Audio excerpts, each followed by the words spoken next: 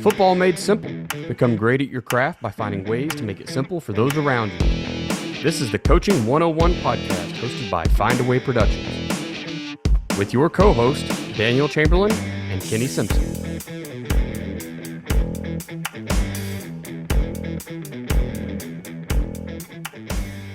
What's up, coaches? This is the Coaching 101 podcast. I'm Daniel Chamberlain here with Kenny Simpson. Coach, I just left your place like 24 hours ago. Excellent clinic. You guys hearing this, you're probably, I think this is like 3 weeks from now. So you missed the National Gun Tea Clinic by 3 weeks if you're listening to this and learning about it. So just schedule it for next year. But you got a lot of other ones coming up, and I'm sure we'll kind of throw some dates out later. But excellent clinic. Again, I tell you, it's really, really cool that you let the rest of your guys get involved. It was really neat. Obviously, Bo's been doing it for a couple of years. I've always enjoyed his. We've got to get him a sleeveless shirt because it's just not the same. And I missed his 3 Fs this year because I was in the other room, so I was pretty upset about that. But, listen to your defensive guys kind of get to talk. Is it Coach Denton? Is that his name? Yeah, impressive. Impressive. And Ains? Is it Ains? Mm-hmm. I'm terrible with names, so that's why I'm asking. But listen to those guys talk a little. 3-4 is fantastic. Coach Couch got to jump in there a little bit and talk outside backers. So kudos to those guys because there's a lot of staffs out there that you could not put on a clinic and almost everyone on staff stand up and talk in front of other coaches. So that's a credit to our school. Definitely a credit to our school. And man, it's really an honor to get to bring coaches into our school that are willing to drive. We had guys driving 18 hours, 14 hours to come to Nowhereville, Arkansas. And I don't mean that as an insult, but like we're in a real small remote area. So you don't accidentally get to Batesville, and so. Right. No, it's not even easy to get there. No. So for guys like even you and other guys that come out, it's always an honor. When you always put these on, and man, if 20 dudes show up, you feel good, and you look up, and man, there's almost 200 people there, and it was really, really cool. And I'm glad you get to come and kind of see everybody. And guys that are listening to the podcast, we do recordings, and of course, guys are more than welcome to get those. Nothing's better than live when you're with other like-minded coaches talking ball. Yep. And you mentioned it. We brought in the defensive guys. And then we brought in the O-line guy. And I know tonight we're going to be talking a little bit of O-line. And I think you're not going to go a better place than hearing Bo Gould or tonight's guest where you talk about O-line play, because I think you're playing well up there. You're going to win a lot. You've seen that in the playoffs right now. The teams that are winning, they're winning up front. Yep, absolutely. Speaking of our guest, Coach Tyler Reeves is with us. And, Coach, if I'm never asked how to say last names, I'm completely going on assumption. So I hope that's how you say your name. But he is a guy that we brought in to talk a little O-line play tonight. So we're going to talk some O-line development. Coach Reeves, why don't you go ahead and introduce yourself, man? Just kind of tell us where you're at now and how you got there in your coaching journey, and then we'll move on. First of all, foremost, I'm very humbled to have the opportunity to be on here, with Coach Chamberlain, Coach Simpson. I started following Coach Simpson in 2020 right before COVID hit, and it's great to be on here. But long story short, I graduated from Huntington College in 2011. I played football for Mike Turt, who, if you're outside the state of Alabama, he's kind of a legend. He won a national title as a wishbone option quarterback at the University of Troy in the 1980s. And from there, I actually joined the military. Prior to joining the military, I married my beautiful wife, Lauren, and we moved out to Tacoma, Washington, Joint Base Lewis McChord.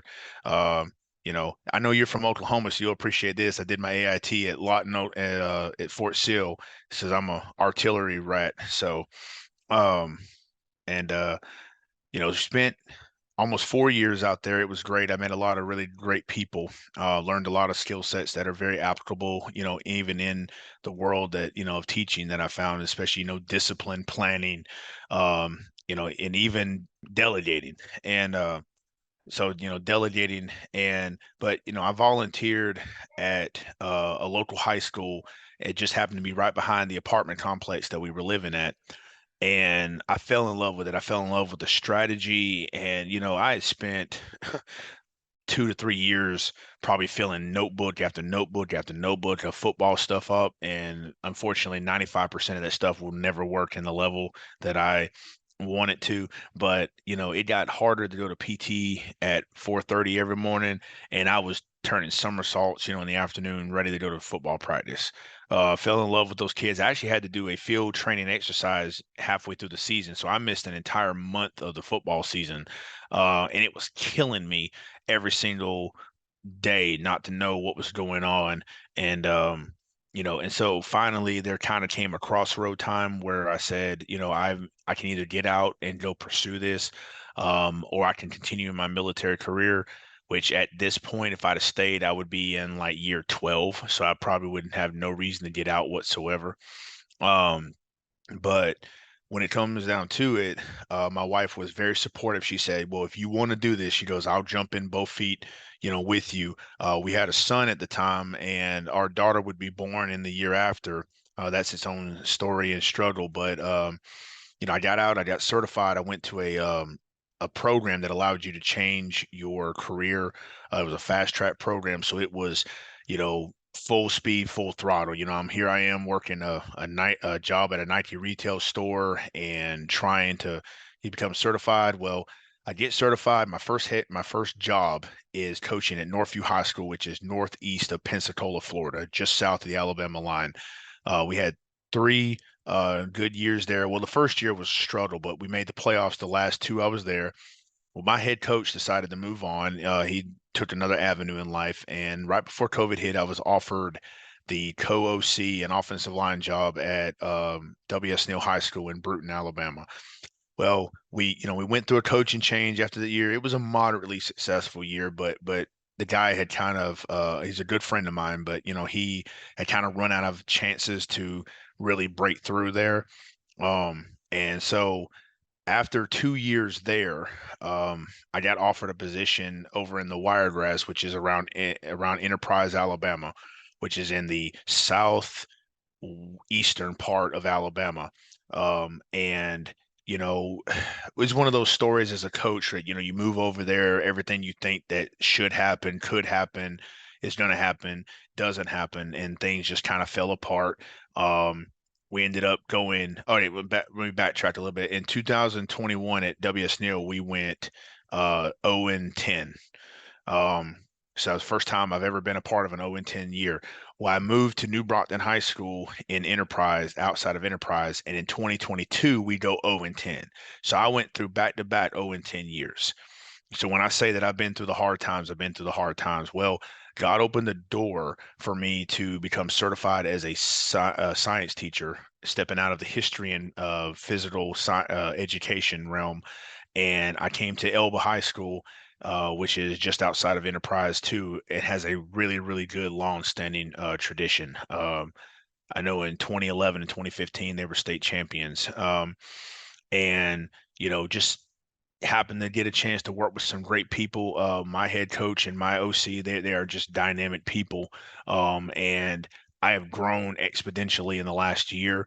So when I say that I had the time, even though we fell short of our goal and it was utterly, ruthlessly devastating, going from being back-to-back years of 0-10 to 13-1 and being a few plays shy of making it to the state title, like you can't imagine the jubilation that I went through. And the fact that we finished third all time in the state. We finished with 5,866 rushing yards. We had 420 in the game that we lost.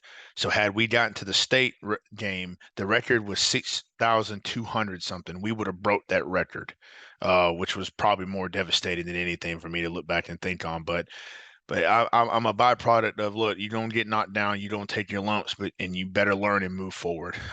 So if I ever make it successfully as a head coach, which is my ultimate goal, I'm gonna be able to look back on 21 and 22 and say that was the fire that molded me. Yeah, getting the science and O line, you should have a job for the rest of your career whenever you want one, as long as you aren't always looking for the coordinator or head coaching job. But that's always been the advice given to me. If you're O line coach and a science coach, they'll never turn you down. You'll find something And somewhere. So his other pedigree, I know who he played for, and that's a pedigree. And then if you served in the military, to me, I always look at that as a great movement towards a coach, especially O-line coaches. O-line coaches that were in the military, and those boys are going to be ready to go, I'd imagine. So we're glad you're here, Coach. Yeah, man, definitely appreciate you joining us tonight and reaching out and letting us know you were available for the podcast, really. Coach, real quick, before we move on to some questions, Coach Simpson, why don't you tell us how to simplify football for our players and our staff? Coaching 101 podcast is sponsored by Findaway Productions. Findaway Productions also sponsors fbcoachsimpson.com for all your coaching needs, with over 30 coaching materials, books, as well as 50 PowerPoints and videos and smaller materials, and the free magazine headsets. Findaway Productions also sponsors offensivecoordinatoracademy.com, all things offense, and defensivecoordinatoracademy.com, all things defense. This episode is brought to you by Athletic Speed and Movement. At athleticspeedmovement.com, we've taken Del Basquet's 45 years of speed and movement training and put it all in one place just for you. You can get the same training that NFL players have been getting for years, collegiate players have been getting for years, and now high schools across the nation are paying thousands of dollars to bring Del in to install his system, but we've got it online for you. It's time to help your team become faster, not just in the 40, not just their sprint speed, but between the tackles and their cuts while they're chasing down the quarterback. It's time for you to help them become faster everywhere. Jump over to athleticspeedmovement.com. There's an orange button there. Just click it. It says, get the keys to playing faster. You'll get the 3 core movement video from Dell. He's explaining the science behind it, all for just the price of your email. Check it out, athleticspeedmovement.com. Awesome. So appreciate that, Coach. We're talking about tonight's we're going to discuss some O-line development. Coach Reeves, whenever he emailed us, he was talking about all the yardage they put up this year. And Kenny, of course, you guys are running for seems like 10,000 yards a season or whatever over there in Batesville. Or Southside. So I guess Southside is the name of the town, isn't it? I always call it Southside Batesville, so you guys have got ridiculous amount of knowledge in the run game and some success. I got to play around at Owasso this year and help with the O-line, which was fantastic for me because I got to watch a guy that, coached at TU, and then he's come on and coached over at Owasso. I'm pretty sure he played at TU as an O-lineman. So with Coach Morsi. And so just getting to kind of expand my knowledge in O-line as well, which is where I love to be. So tonight's episode is super exciting for me. I'm glad to hear or glad to talk a little bit about developing the big boys in the front because, like you mentioned, Coach Simpson, that's where all the success starts. So first question, I just want to talk about when you start thinking about what skills you require of your O-line. So, and Coach Simpson, we'll start with you here, and then we'll pass it off to Coach Reeves. But what are your non-negotiables skills for an O-lineman to learn off-season, summer, moving into the fall? Yeah, it's kind of a tough question here. Because I think the first thing you have to ask is your scheme, because I think your linemen and your choices and your non-negotiables are probably going to be predicated around your scheme. And so if you are a spread team, pass pro is going to become uber important for you. Where if you're a team, I know Coach is more of kind of like a single wing team, and I know we're wing T-ish team, even though we're in the spread, we're very wing T-ish, and so that's going to change a little bit of non-negotiables. So I'll try to keep it as general as I can without being too general. So first, I think you need to figure out what your scheme is, and then you need to make sure that you're listing the skills required. The second thing I would say is, depending on the offense you run, unless you're running spread and you're only going to run inside zone and outside zone, which I think you're kind of seeing that phase out. People will still run zone, but you're seeing a lot more pin and pull, a lot more power counter type stuff. I think a lot of times you need to look at each individual lineman. I think sometimes we make a mistake with our linemen and just say we're going to pick the best 5 and just kind of plug and play. The skill set for a center, it may be way different than what you need of a tackle, handle, and edge rusher.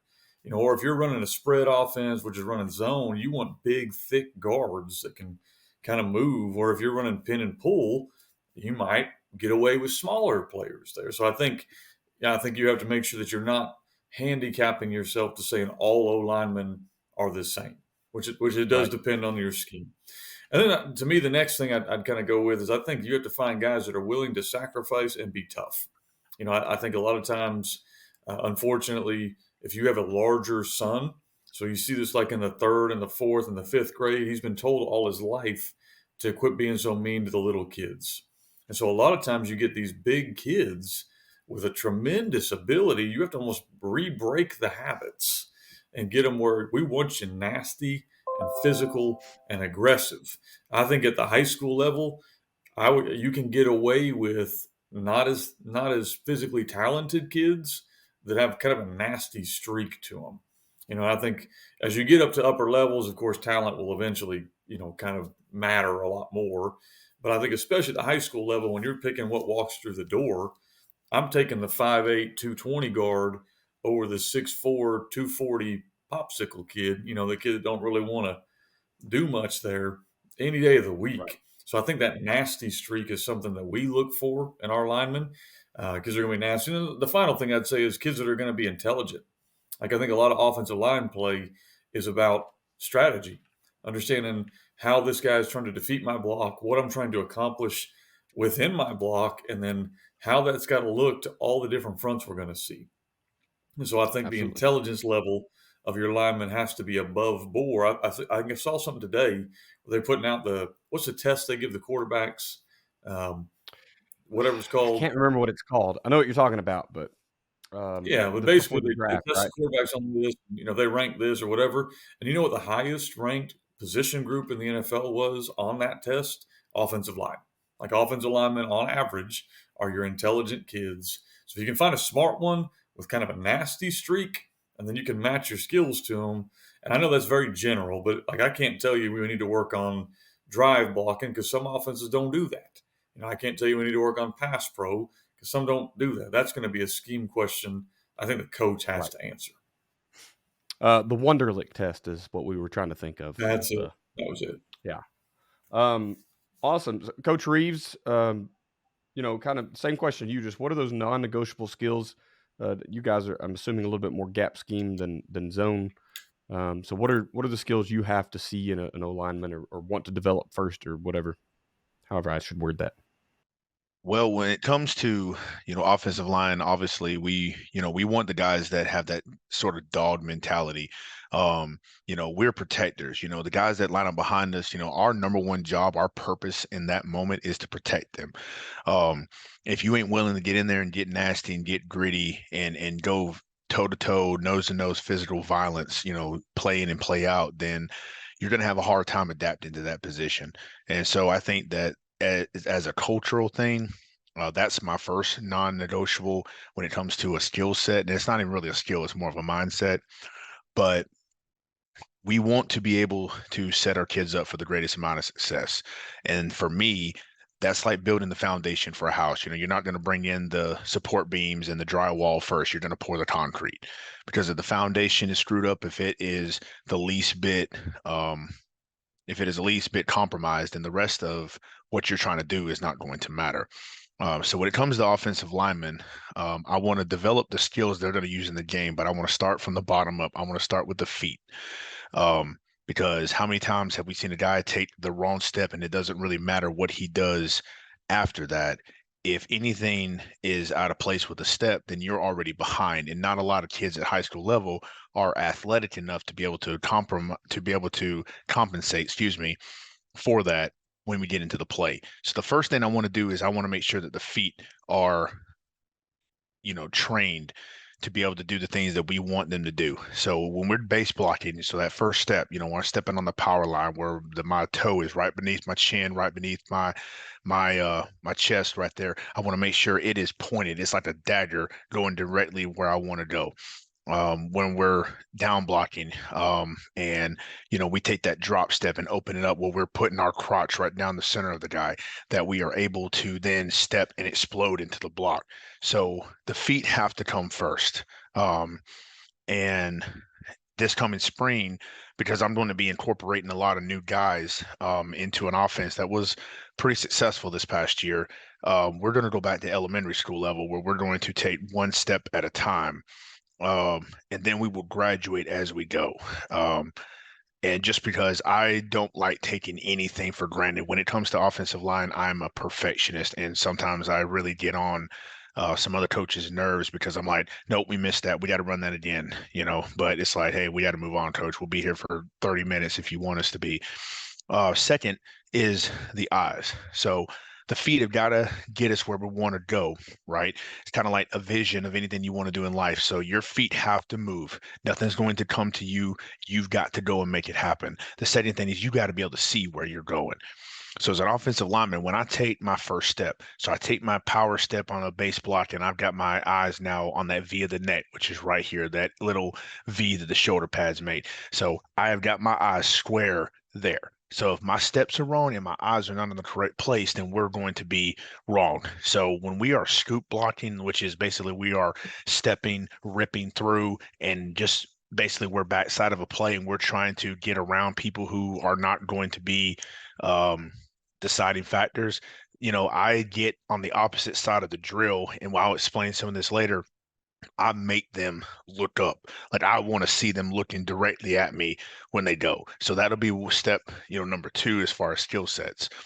And then comes the hands. So my feet are getting me where I want to go. I got my eyes directly where I need to go. Now my hands have got to be good on the placement. So for instance, the way I'll teach on a down block is obviously we're going to open step to the crotch, strike the V of the neck, inside hand punches the sternum, outside hand strikes the armpit, and then I'm going to take that dude and I'm going to literally turn him like a steering wheel. And once I have that inside positive control, he's going to go exactly where I want him to go. And that's, with base blocking, reach blocking, and I'll get into some of that when we get into the drills here in a little bit. So I've got the feet, I've got the eyes, I've got the hands, and then I've got the hips. And the reason why I say the hips are the last part is because that's the most mature part. But if you don't get the other 3 components correct, then it doesn't matter what you do with your hips at that point. I can get some guy who can explode into the block, but if his eyes were in the wrong place, his footwork was jacked up, and his hands are wonky all over the place, it's not going to amount to a hill of beans of what we do at that point. And I also like the hips because that's where the biggest part of the program development of the biggest crossover of skill set on the field and the weight room come in at the same time. And that has to be taught for a lot of kids. That doesn't come very, very natural. Like, Kenny, I know you guys work pods a lot, right? So it might be a little different than others.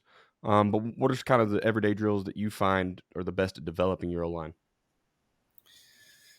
Well, specifically for our offense, we do a lot of down blocking. And so every day we're going to get a variation of blocking down, whether that's a first level player, like a defensive lineman, or that's blocking in space, going to the next level to block, to seal a guy off.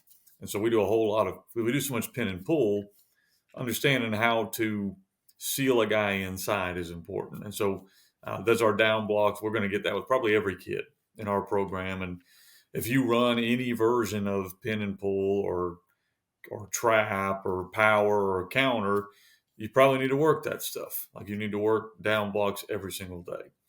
Then we work pulls with guys that are going to pull. So some years that might be 3 or 4 guys. Some years that might only be 2 guys. We have certain linemen that we look at and go, it would be worthless to pull you. Like you would look like Rocky chasing the chicken in the original Rocky movie. I use that illusion a lot because it cracks me up. And that's what it looks like. Sometimes you'll put a real unathletic kid out there in space and then be shocked that he didn't block anyone. And so Right. There are certain kids in our offense, we just kind of say, that guy's not going to pull. We're not going to put him in space. But the ones that are going to pull, which, like I said, it could be 2, could be 3, could be 4 if you have a good line. It may be 5 if you have a real good line. We're going to work how we want to teach that. What does that look like? What's a pull kick look like? And for us, we keep it really simple. We talk a lot about head placement. Like we're going to kick a guy out. We want to get our head on his inside hip to root him out. Then we talk about okay, now we're going to wrap. We're going to wrap inside. So issues you'll see with that, general issues you see with any kid is they want to wrap and their eyes go towards the sideline and they miss the inside pursuit. So working our eyes inside. And so we can do that through what you call pods, where we'll actually pair them up with a running back to kind of, not only are they getting their work, but the running back's getting his work. And so it works really well together.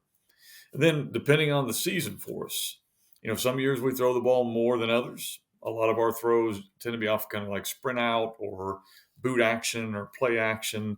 So they're going to work the footwork on that. Like if they've got a slide protect, we're going to work that skill set. Or if we're going to do more rollout, they're going to work more of that skill set. So, year to year, we might not work pass pro every single day. It might not be a daily drill. Some years it is. And so I think that's kind of going back to that first question you asked, Daniel, is, what kind of offense are you running and what are you trying to do? Because I think a lot of times what happens is that there's a disconnect between when the O-line's drills and what the offense is trying to accomplish. And so I think it's important. The OC, the O-line coach, the head coach, they're all on the same page of, we're going to run this type of play 70% of the time. Well, then that needs to be 70% of your everyday drills. And then the other 30% can be these other plays you do. But a lot of times we'll get those linemen there and we'll do like board drills or shoot drills, or we'll get on the sled, and none of that stuff is bad. But none of that stuff would equate to a team who's trying to run pin and pull or zone, in my opinion. Like drive blocking doesn't really fit either of those systems. So you're almost wasting time doing those drills because the drill doesn't really equate to the skill that you want it to equate to. And so I think you got to be really kind of cognizant of, what are we trying to do? It seems like every time we talk drills, the same conversation comes up, and it should look like the game. If your drills don't look like the game, you're doing something wrong. Change your drills. And if your game is zone blocking and we're running combos up to the second level, your drill should look like the game. But if you're down blocking and pulling and kicking, why would you ever work combo to the second level? Like, I mean, if you're a power team and you want to double on a nose and one guy bumps off, fine. Maybe those two guys need to work that a little bit. But once again, does it look like the game that you're going to play on Friday night? Because if not, it doesn't matter where you learned how to coach O-line. If you're using the wrong drills, you're not doing any good for your guys. Okay, so much like Coach Simpson and his squad work pods, we do a lot of the similar things. But before we do that, the number one drill that I can contribute to our success is what we call the grid. Now, this is kind of an old wing T concept, but we somewhat modified it for us. And so we take about a 15 by 15 yard space and we grid it. So we cross it with lines, we box it off. And so everybody has to stand on a line where two different sets of lines intersect at a T. And the idea is the drill starts on a line, we finish across a line. Because everything that we do, whether we're pulling and kicking, whether we're drive blocking, everything has to finish across the line. So the grid is where we go through our base block, our down block, our reach block, and our scoop, which are the four foundational, blocks that we do in our offense. Now, give everybody a little bit of insight. We are a single wing team. Okay, so we have a variety of stuff that we have to be able to do and have to have a variety of different skill sets. Now, we can modify if we have to, but those are the four main things that we're going to do besides double team. So we're going to go base block right, base block left, then we'll switch. We'll go down block right, down block left. And like I said, on the down block, I teach down block a little bit different than a lot of people. Like a lot of people kind of, still teach the, 6-inch power step, right angling right at where you're going. But I have found out through much trial and error that if your guy misses, or he misses at all, or he's just a slightly half a step behind, he's going to miss. And, that's going to lead the penetration on buck sweep or anything else. And that just blows the play up. But when we get done with the grid, now we'll do the grid, every single day. We did the grid the first time I came over and started working with the guys. And this is not my original idea. There's a lot of other people that went into this, but we did this at the beginning of spring, and the week of the semifinals, we were still doing the grid. Like, it's that important to me. So moving on from that, one of the things you're not going to find me doing in my drill work is a sled. And look, that it's like, like that's a heated discussion. Like, you throw that in the middle out of an offensive line room, everybody's going to eat each other at that point. Because you got the guys that believe, we're going to hit the sled. And I think that's okay. It has its spot. But the sled does not give you a purposeful, like, legitimate look at what a body is going to do in the midst of combat, of that 4 to 6 seconds of A to B. So the first thing we do on Monday, we do counter drill, very pods like, and Coach Simpson would probably be able to see that here is.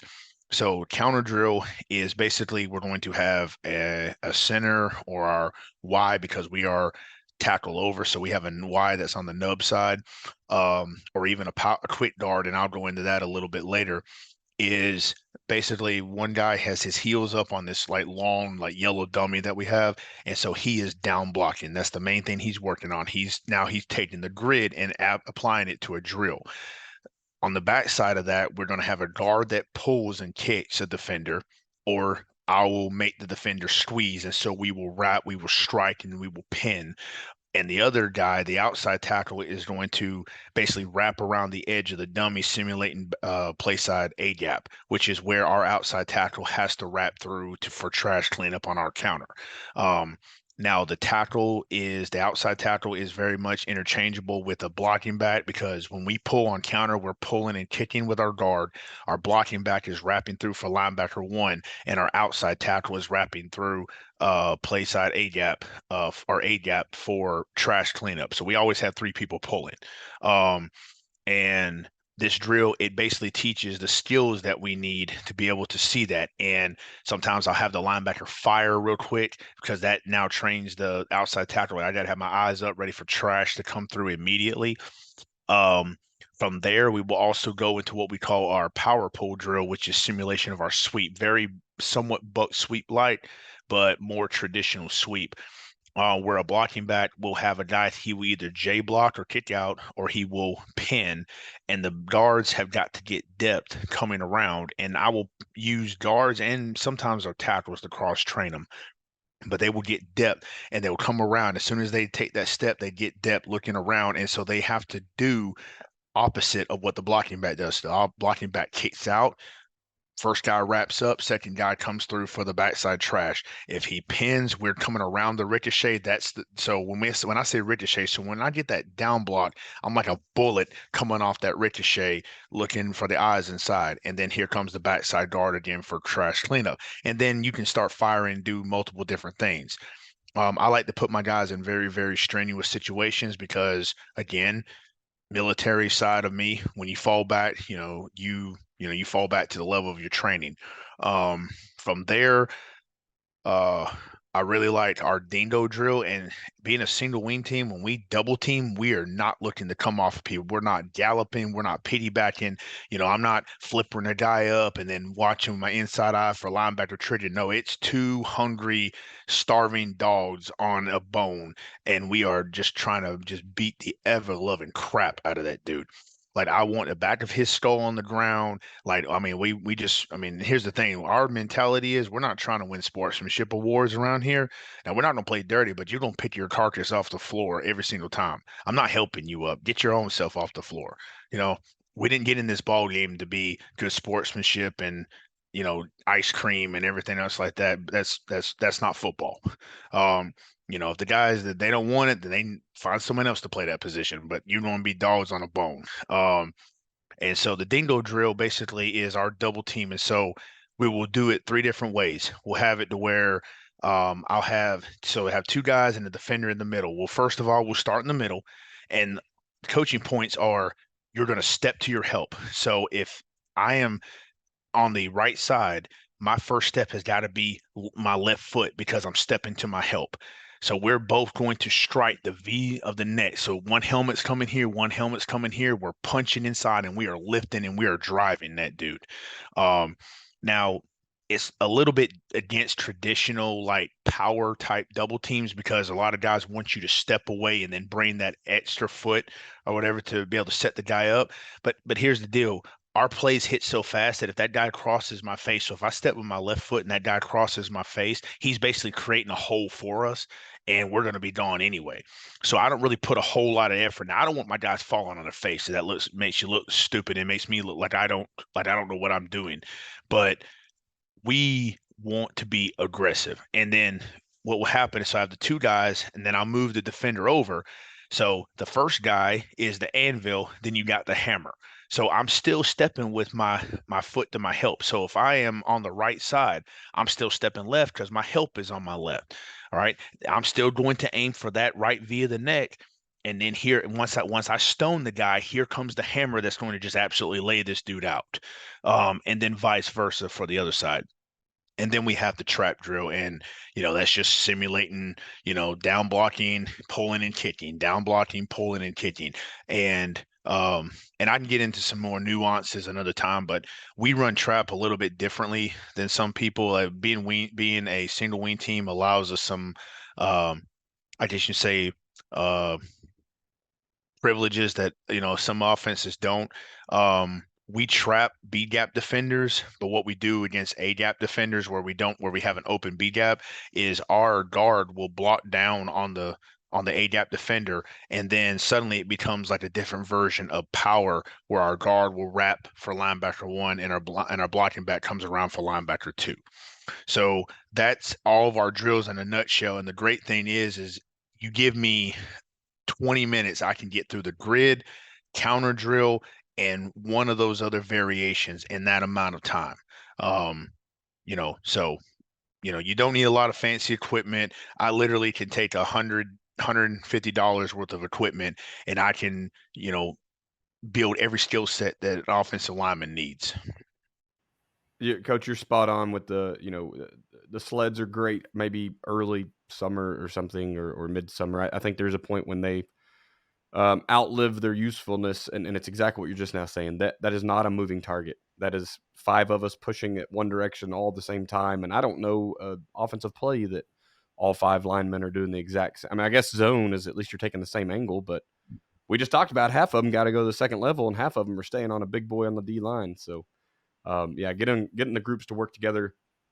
The sled isn't all there. I'm a big no gimmicks, no toys. I don't have hoops, and I mean, like, cones is about it, right? Is really all I want to take to practice. I know Kenny, he's got the what do you call yours? Made them out of PVC. The little hurdles. not hurdles. Yes, thank you. Excellent tool once again. And we even talked with a coach at the clinic this weekend about he found their usefulness, and just like the sled, he found where okay, these are no longer useful because we know where. But he had kids that were getting through the hurdle in the game, and then they just stopped their feet because the hurdle taught them where to go, but didn't teach them what to do after they made contact on that kick out. So, that great point that those tools or toys or whatever you want to call them have a purpose, and they can quickly be just left in the shed and just go out and play football. Let's jump to this last question, guys, and we want to talk if you're depending on what your scheme is. We've already talked about how much everything you do with O-line should be dictated by scheme, including the drills you're using and the skills that you want instilled or installed. So when I want to kind of look at those separately. So gap versus, zone blocking, and like Coach Simpson talked about earlier, just kind of a seal block. So it's not even truly a down block anymore. Just don't let that guy run over here, right? It's a non-negotiable block, if you will. Coach Simpson, I'm gonna let you start first here. I know Coach Reeves jumped on that first one last question. So how do you Sure. kind of break down those and Yeah, I mean, you got to figure out what you want to run offense and what you're going to major in. I'm not a believer that you can only run one. I think that you could sprinkle, and you probably need to teach how to reach block whatever offense you run, because at some point that's probably going to be something they're going to need to do. And you probably need to teach like how to down block, because at some point that's probably something every offense is going to need to do. I don't really think you see offenses anymore that are just pure zone and they never reach or pin and pull, or that skill is going to be needed. So you kind of mentioned, Dan, you need to rank them. Like, what are you going to major in? What are you going to kind of be okay at? And what are you just going to make sure they know how to do for the couple times a game they need to do that? I think gap can be a couple different ways. When I think of gap scheme, I think of ISO, I think of power, I think of counter, I think of double teaming. And so to me, those are the skill sets you need to work. What is your double team going to look like? If you're like us, we're straight wing T almost. We don't even double team anymore. But if you're trying to run power and counter, and you're trying to, ISO and that kind of stuff, where you're going to combo block off, you're going to need to work that a lot, because that requires not just a skill set, like not just an ability level, but it also requires communication. And I think that's something that can be, if you take nothing else from this whole podcast, I would take that part. Like, I think we don't work enough with our offensive linemen on communicating. And so that could be on a double team, on a gap scheme, or let's flip it over and we're working zone. Well, clearly they're going to have to communicate on zone. They're going to have to communicate who's coming off and who's moving on. If you're running even a reach block, who decides if we're going to reach this guy or if we're going to down block and pull? So there's all those type of things on communication. We don't do a lot of zone blocking, so I won't speak a ton for that. But I would imagine you're going to have to do a whole lot of work where you're looking at different fronts. I liked how Coach kind of mentioned about blocking people and moving things. I think that's something that you could do with all three skill things is, dummies and sleds and all that stuff. That's good to start with because you got to teach the technique. There's nothing wrong with that. You got to teach technique. But at some point, moving pieces, especially if you're going to try to run zone, like what is your moving piece? How are you going to handle all this kind of stuff you might see? And then you go to the last one, like a reach block. How are you teaching that? Are you telling a guy you have to reach him no matter what? Are you telling him, hey, run him to the sideline no matter what? Or we tell our kids, you get 3 steps, and if you can't reach him, then just base him out. Take him where he wants to go. So there's a lot of that. Doesn't mean we're right and someone else is wrong. It's just different. Like, how are you teaching a reach block? Are you trying to get your inside arm through his outside shoulder? Are you just going to sprint and run? And no matter what, and all of these have worked. I'm watching playoff games right now where people are using all of those techniques. Or are you going to teach, okay, here's the point where you're not going to reach him, and here's what you need to do. So those are the things I think you need to kind of go through. So when it comes to building multiple skills, like I said, it's the idea that we are going to drill these skills daily. So a down block for a guard or an inside or outside tackle or a quick dart or whatever, it's the same across the board. And I will sometimes force guys who don't normally do drills, like who don't normally pull or who don't normally do certain things. I will throw them in a drill and make them do it, because the worst thing in the world is for you to be in a game situation, a kid looking at you going like, and not so many words like help me, like, and you can't because you failed them as a coach to put them in a very, very bad situation. Like our inside tackle this year was, he's 6'3", 318 pounds or 15 pounds. He doesn't move very well, but when we run our eight reach play, if we have an inside 3 technique and a guy head up on the outside tackle, he's uncovered, he's pulling. So by God, in practice, he's doing the pull. He may be, he may look like he's a lumbering dude like going through there, but he's still going to pull. And so every one of our drills have a lot of other, and I didn't really see this till I started looking more in depth at it. A lot of our drills have a lot of these skill sets embedded in them, and I didn't even really know it, such as, you've got our counter drill. Well, what are we working on? We're working on down blocks. We're working on pulls and kicks, and we're also working on wraps, wrap pulls. So we can do that with multiple different guys. And I just think that you just have to be very consistent, and you have to have guys that are willing to be able to say, okay, I'm going to practice it. Because I've had guys, the worst thing a kid can turn to me and say, and it will get me fired up more than anything, is that, Coach, I don't do that at my position. Well, by God, you may. Like, what happens? What happens? I remember the second or third drive, against Leroy in the semifinals, a game that we lost in heartbreaking fashion at the end.